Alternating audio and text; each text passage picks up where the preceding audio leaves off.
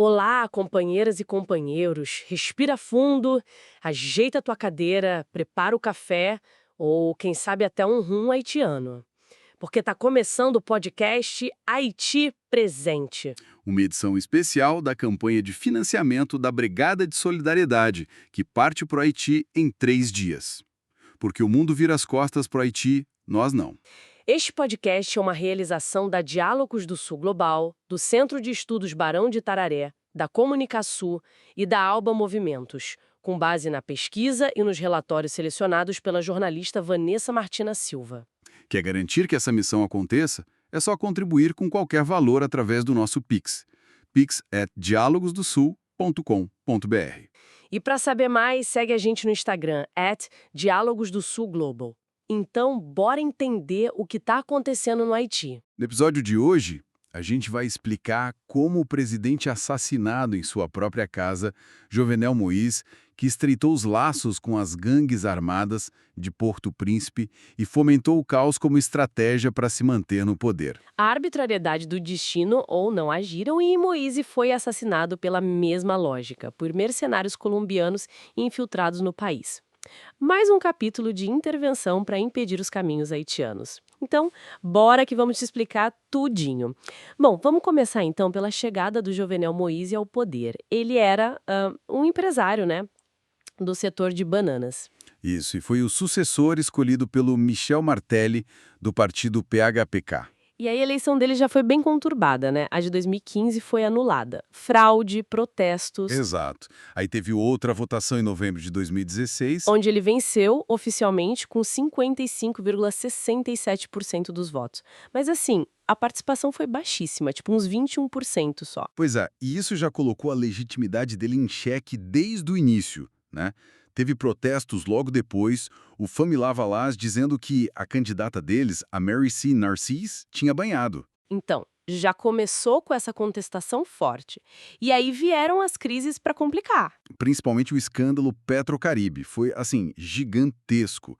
Pelo menos 2 bilhões de dólares de ajuda da Venezuela que simplesmente sumiram. Dinheiro que era para projetos sociais, né? Exatamente. E as investigações mostraram que a empresa do próprio Moise, a Agritrans, recebeu milhões por projetos que, tipo, nunca aconteceram. Imagino a reação popular. Foi massiva. Em 2018 e 2019, explodiram os protestos com aquele lema Cococó Petrocaribe, né? Onde está o dinheiro do Petrocaribe? Teve o movimento Paylock, o país travado. Sim, greves, bloqueios, o pessoal pedindo a renúncia dele, inflação alta, falta de produtos.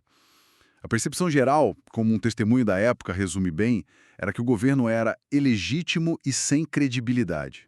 E a coisa piorou também do lado institucional, certo? Muito. A partir de janeiro de 2020, ele basicamente governou por decreto. O parlamento ficou disfuncional porque não teve eleição legislativa em 2019. E aí a oposição começou a chamar de ditadura presidencial. Exatamente.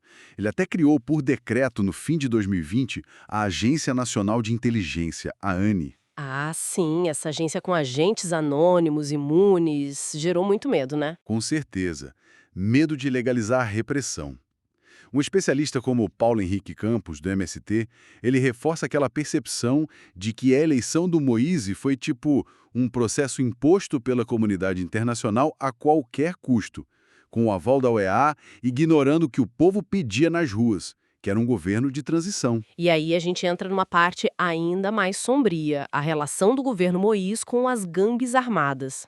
É, isso. Isso é bem pesado. Essa prática de usar gangues politicamente não era exatamente nova, já vinha do governo Martelly. Mas parece que se intensificou muito, né? O massacre de La Saline, em novembro de 2018. Foi um marco brutal.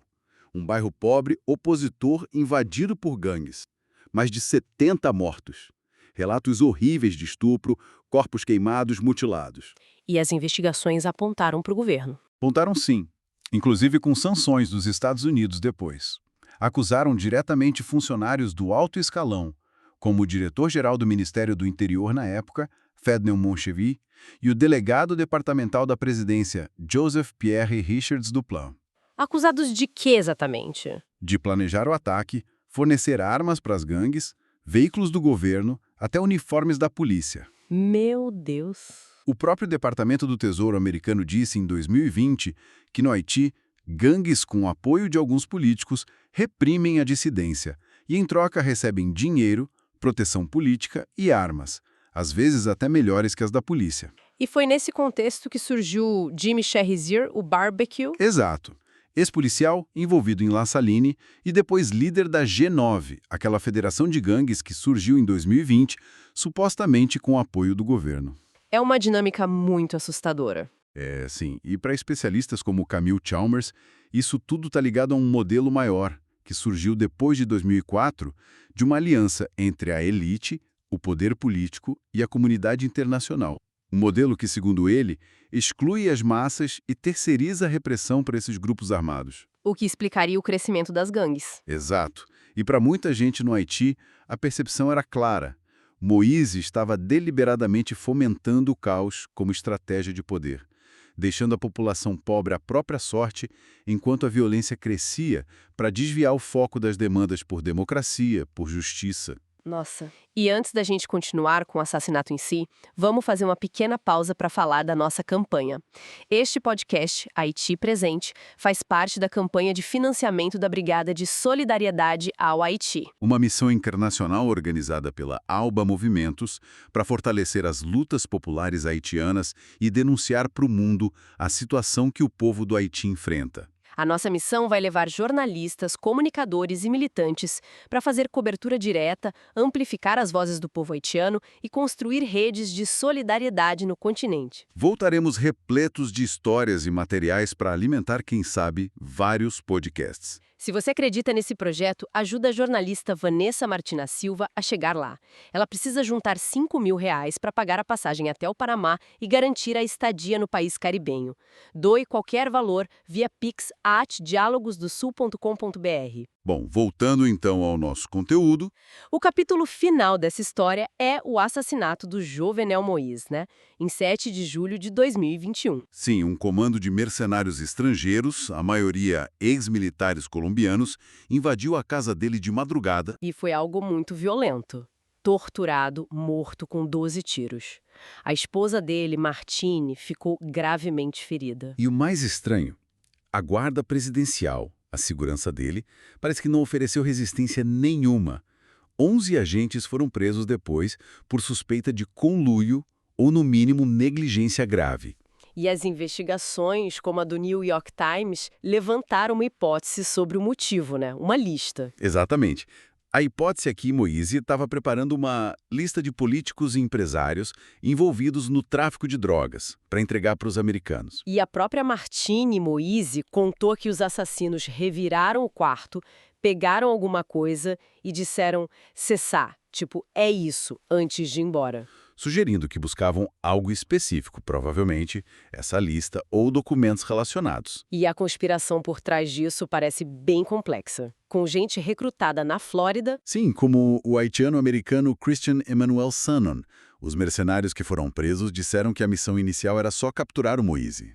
Mas mudou para assassinato. A ordem teria vindo de Joseph Félix Badiou, um ex-funcionário da justiça haitiana que estaria coordenando a operação no local. A ordem foi matar a todos. E depois do assassinato, o caos. Vácuo de poder. Total. O Claude Joseph, que era primeiro-ministro interino, assumiu. Mas aí o Ariel Henry, que Moïse tinha nomeado dias antes, mas não tinha tomado posse, também quis o poder.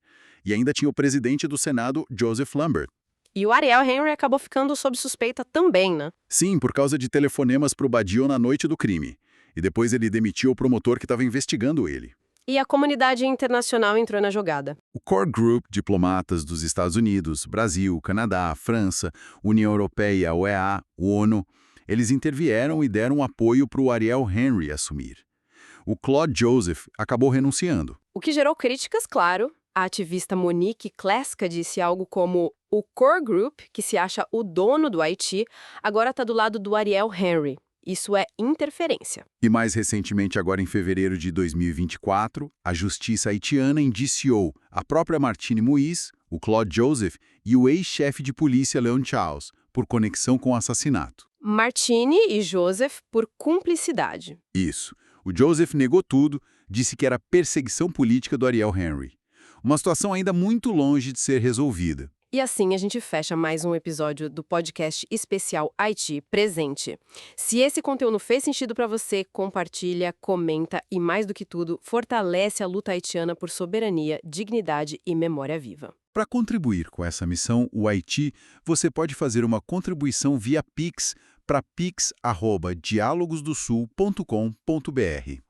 Lembrando que na segunda quarta-feira de todos os meses, às 18 horas, nós temos o programa completo Haiti Presente, na TV Diálogos do Sul Global no YouTube. Já temos vários episódios gravados te esperando. Queremos agradecer o patrocínio da Federação dos Trabalhadores e Empresas de Crédito do Estado de São Paulo. O apoio do Sindicato dos Trabalhadores na Administração e Autarquias do Município de São Paulo, o SINCICEP. E também as doações de Larissa Gold, Maristela Maia e Júlio César de Freixo Lobo. Agradecemos ainda a generosa contribuição misteriosa que não deixou rastros, mas enviou o Pix. Esta é uma realização.